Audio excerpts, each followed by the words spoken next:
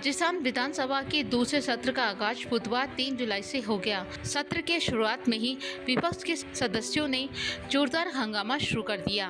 विपक्ष की मांग थी कि सत्र का प्रारंभ राज्यपाल के अभिभाषण के साथ होना चाहिए, जबकि आज ऐसा नहीं कराया गया।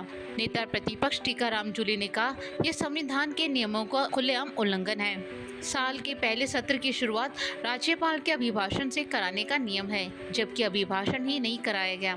विपक्ष के सदस्यों ने संविधान बचाओ के नारे लगाते हुए जोरदार हंगामा कर दिया। वहीं विपक्ष के सदस्यों के हंगामे पर संसदीय कार्य मंत्री जोगाराम पटेल ने कहा कि सत्र की शुरुआत नियमों के तहत ही हुई है। उन्होंने कहा, ये दूसरा सत्र है, जबकि पहला सत्र पूर्व में हो चुका है।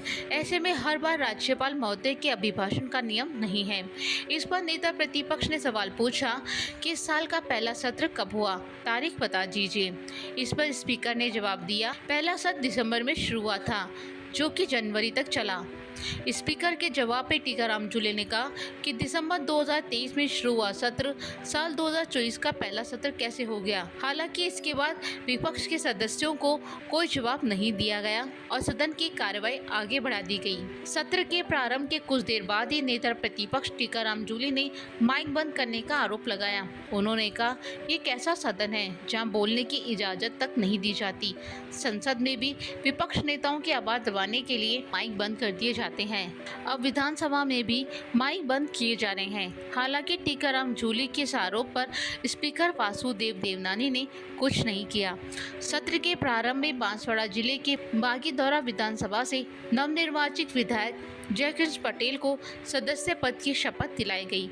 भारत आदिवासी पार्टी के जयकृष्ण पटेल ने बागीदौरा में उपचुनाव में जीत हासिल की थी।